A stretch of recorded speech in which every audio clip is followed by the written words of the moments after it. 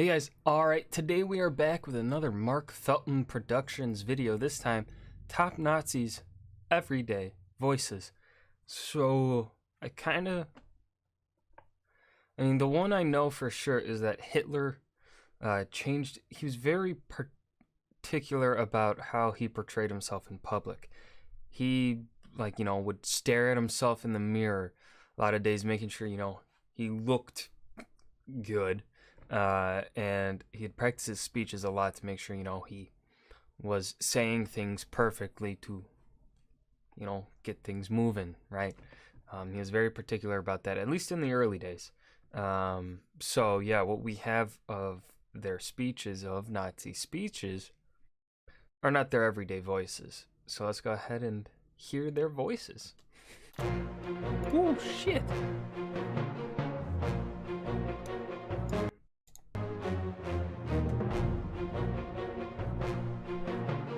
To lower my volume on my end. One of my most popular videos that I made a couple of years ago is called Hitler's Everyday Voice. In it, I discovered examples of Hitler speaking in a normal, even conversational tone, in direct variance to the way he is normally presented. The examples are fascinating and important historical fragments. So I thought I'd apply the same methods to some of the other top Nazis and bring you examples of Hitler's inner circle talking normally rather than giving big speeches. To refresh your memory, here's a chatty, relaxed Hitler addressing the Leibstandarte SS Adolf Hitler in, I think, 1938. Und das Schönste ist es für mich, der ich weiß, dass dieses wunderbare Regiment des deutschen Volkes und unserer Bewegung meinen Namen trägt. Halt! In this next clip, you can even hear it there at the end, the shift from his relaxed conversational tone to that speech tone when he said Heil. You heard it there. God, it's just so... it's a manipulation tactic. And, of course, I'm going to assume Goebbels probably also did the same. He's the fucking minister of propaganda. He's Dr. fucking manipulation. We begin with the mouthpiece of National Socialism, Dr. Joseph Goebbels, the Minister of Propaganda and Public Enlightenment, and after Hitler's death, Reich Chancellor of Germany for one day until his suicide on the 1st of May 1945. A translation follows after Goebbels finishes. What does the new Germany think of economic developments in the States? Wir betrachten die wirtschaftliche Entwicklung in Amerikas mit dem allergrößten positiven Interesse. Und wir sind dort der festen Überzeugung, dass Präsident Roosevelt und seine Berater auf dem richtigen Wege sind. Es handelt sich in der Tat um das größte wirtschaftliche und soziale Problem aller Zeiten. Die vielen Millionen Arbeitslosen, die ihre Plätze an den Maschinen und in den Kontoren verloren haben, wieder an ihre alten Arbeitsstellen zurückzuführen.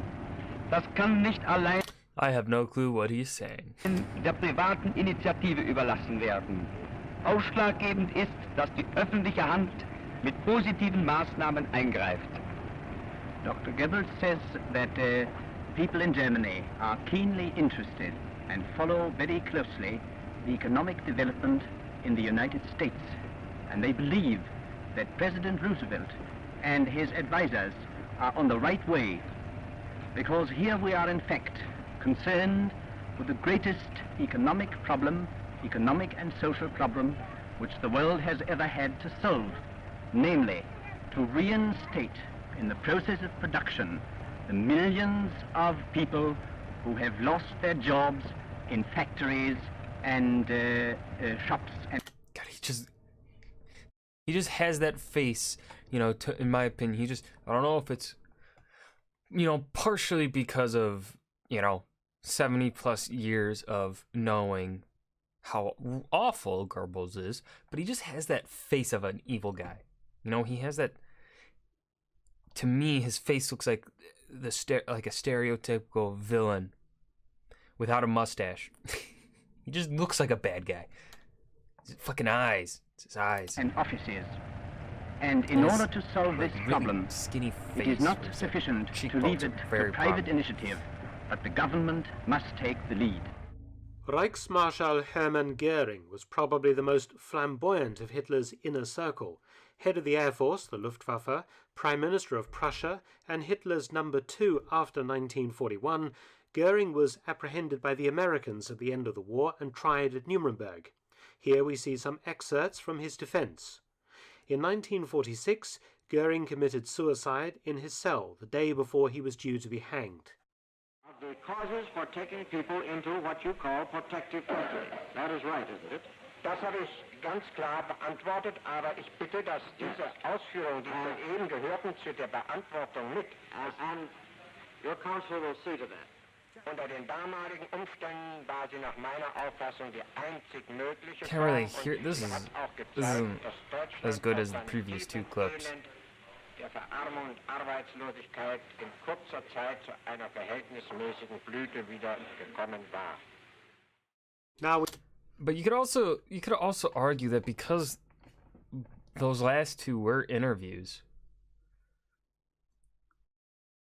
with foreign people, and especially one where he's trying to defend himself, I would argue that they're still somewhat using their speech voice to manipulate. So that's the sense I get. we turn to Heinrich Himmler, head of the SS and the Gestapo, and one of the most powerful and feared men in Nazi Germany. Apprehended by the British in May 1945, Himmler just has the face of someone that looks like he'd be fat, but he's not. he died in custody shortly afterwards. In this audio clip, Himmler privately discusses the Jews before a meeting of SS leaders in Poland in October This video is not getting 1943. monetized. Ich will auch ein ganz schweres Kapitel Okay, this sounds like a in aller Offenheit nennen. more relaxed voice. Es soll zwischen uns ausgesprochen sein, und trotzdem werden wir nicht in der Öffentlichkeit nie darüber reden. Genauso wenig, wie wir am 30. Juni gezögert haben, die befohlene Pflicht zu tun und Kameraden, die sich verfehlt hatten, an die Wand zu stellen und zu erschießen. Wie wir darüber niemals gesprochen haben und sprechen werden. Das war so eine, Gott sei Dank, in uns wohnende Takt. Selbstverständlichkeit des Takts. Holy shit, that's a long word. Dass wir uns untereinander Selbstverständlich. I don't know fucking German. I can't pronounce German worth. I can pronounce like unterhalten, haben. That's like easy. But like those longer words like Selbstverständlichkeit. nie darüber sprachen. Es hat Sprachen. I can speak Sprachen. I can say Sprachen. geschaut und jeder war sich klar, dass es das nächste Mal wieder tun würde, wenn es befohlen wird und wenn es notwendig ist. Ich meine die Judenevakuierung, die Ausrottung des jüdischen Volkes. Rudolf Hess was deputy Führer until 1941, when he flew to Scotland to attempt to broker a peace deal between Germany and Britain. Sentenced to life imprisonment at Nuremberg, Hess died in Spandau prison in Berlin in 1987, aged 93. Jesus. Vorzubeugen, dass ich für verhandlungsunfähig erklärt werde, gebe ich dem Gericht nachfolgende Erklärung. He has a very high-pitched, nasally voice. That's what it sounds like from here. Die Gründe für das Vortäuschen von Gedächtnisverlust sind taktischer Art. Hitler's architect and Minister of Armaments, Speer. Albert Speer, constructed grandiose Nazi buildings and used slave labor to keep Germany's wartime economy going. He was sentenced to 20 years imprisonment at the Nuremberg trials and died in London in 1981. The following short clip is not subtitled. God, it's so weird to think. Like, it feels so long ago, you know, saying 1940s, right? Because that was... How many years? 80 years ago. 1940. Right? Yeah. Math's right? I don't fucking know. I'm not good at math.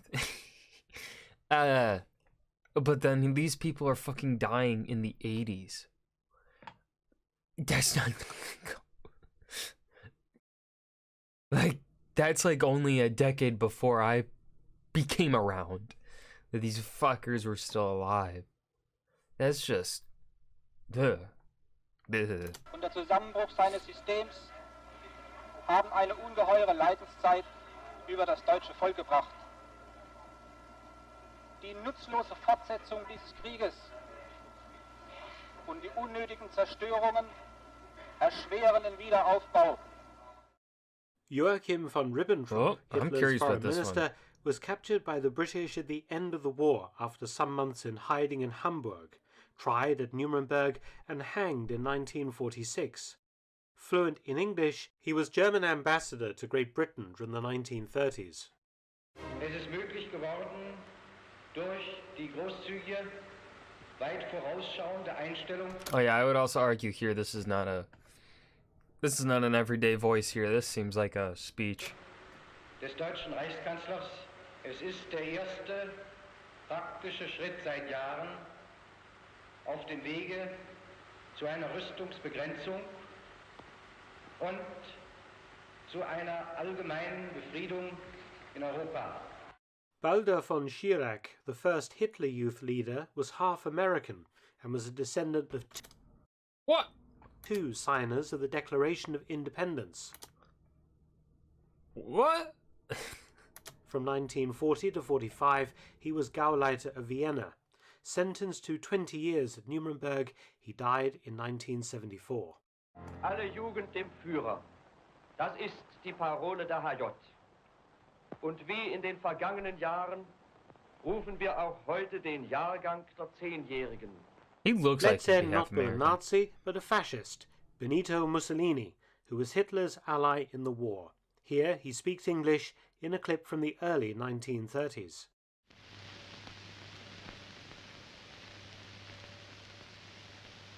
Look at that strut.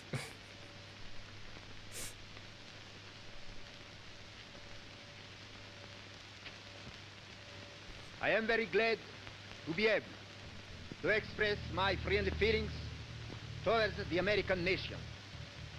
Friendship with which Italy looks at the millions of citizens who from Alaska to Florida, from the Pacific to the Atlantic. You know, this ain't that. I'd argue that's not his everyday voice, because this is him again speaking to a camera actively. Like he's specifically speaking to the, and like trying to speak to like Americans. So, I mean, obviously there probably isn't. There's very fair, probably like not even. Honestly, for some of these, probably not even footage of him speaking in their everyday voice. This is probably as close to their everyday voice as he can get, which, you know, it's understandable. I'm not dissing him for it. I totally think he probably put in a shit ton of effort into even finding these, but yeah, I'm gonna argue that not all of these are their everyday voices. Live in the United States is today deeply rooted in our hearts. This feeling, created by mutual interests, so contributed to the preparation of an ever brighter era in the life of both nations. But it probably doesn't help that this technology that he's using is super old, so the audio is probably bad from that. I agree. The wonderful energy, probably would the be American easier to peace. understand him. And I see modern there is tech, night of among course. you, sons of your land as well as ours, my fellow citizens, who are working to make America great. I salute the great American peace.